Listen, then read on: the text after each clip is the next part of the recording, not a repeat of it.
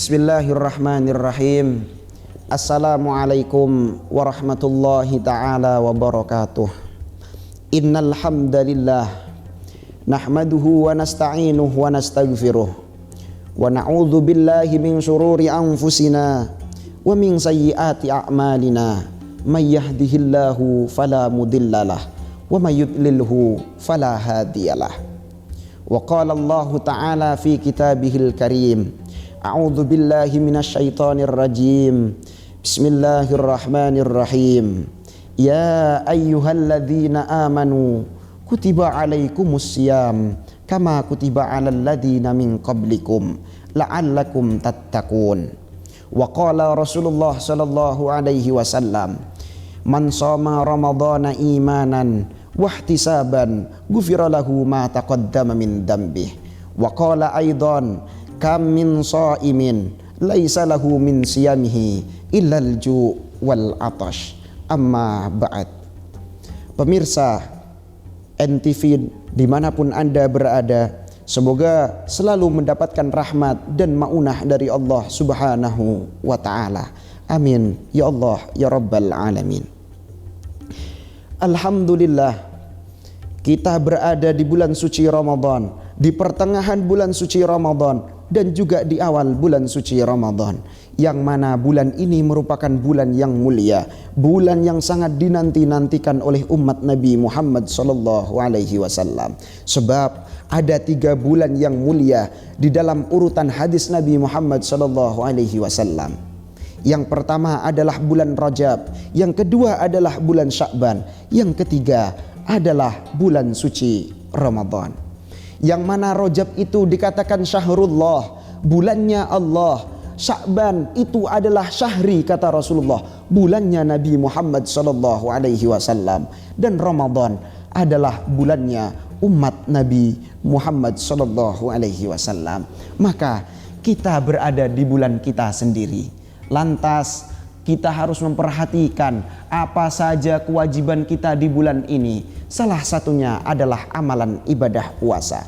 Sudah kita bahas di dalam segmen yang lalu bahwasanya puasa merupakan kewajiban bagi kita semua. Akan tetapi ketika kita berbicara puasa, jangan berharap dan berpikir tentang pahala dari Allah saja, tanpa kita memikirkan sesuatu hal yang dapat merusak pahala puasa kita. Sebab banyak dikatakan dalam hadis Rasulullah sallallahu alaihi wasallam, kam min shaimin laisa lahu min siyamihi illal ju' wal atshu. Banyak dari manusia dia puasa akan tetapi tidak mendapatkan pahala dari puasa itu sendiri. Maka harus kita perhatikan segala hal yang dapat merusak pahala dan merusak keabsahan puasa kita. Salah satunya menjaga lisan kita.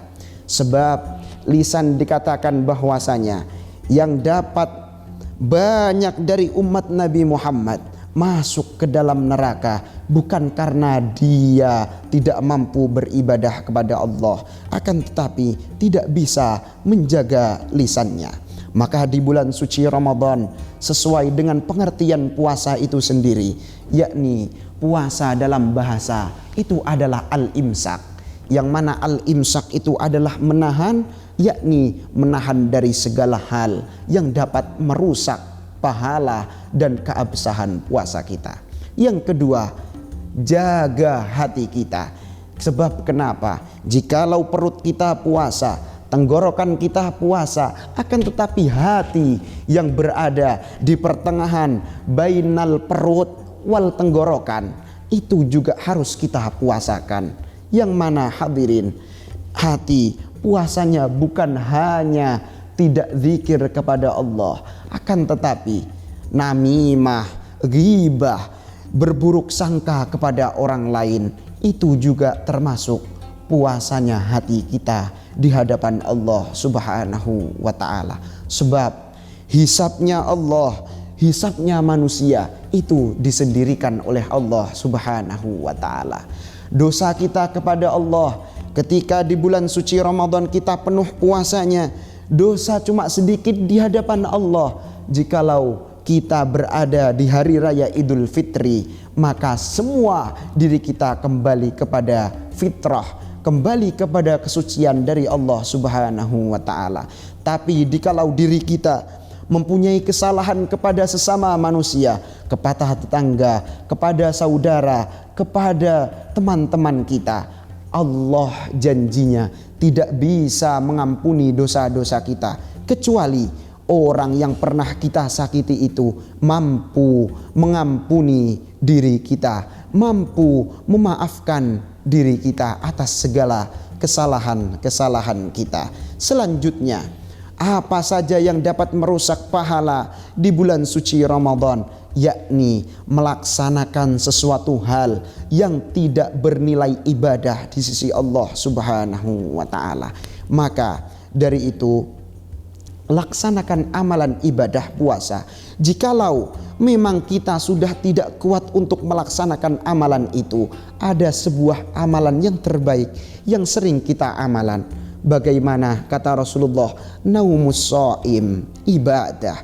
Tidurnya orang yang puasa itu dinilai oleh Allah sebagai amalan ibadah puasa.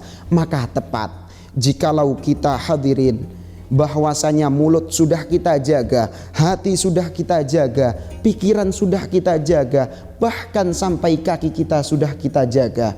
Maka jikalau kita tidak menjaga itu semua, maka solusi terbaik kita adalah tidur untuk tarkul ma'asi, meninggalkan maksiat kepada Allah Subhanahu wa ta'ala. Sebab kenapa? Jikalau kita hidup, kita sadar kita melaksanakan maksiat kepada Allah, maka solusi terbaik tidur di bulan suci Ramadan lebih baik daripada kita hidup di hadapan Allah tapi maksiat kita lanjut, puasa kita terus, itu juga sia-sia di hadapan Allah Subhanahu wa ta'ala. Mungkin cukup sekian yang saya sampaikan, semoga bermanfaat, semoga kita semua puasanya diterima di sisi Allah Subhanahu wa ta'ala. Kita dicatat sebagai umat manusia yang berpuasa tidak hanya mendapatkan lapar dan dahaga saja, tapi juga mendapatkan pahala di sisi Allah Subhanahu wa ta'ala. Mungkin cukup sekian yang saya sampaikan. Ihdinas siratal mustaqim, wallahul muwafiq ila aqwamit thoriq. Assalamu alaikum warahmatullahi wabarakatuh.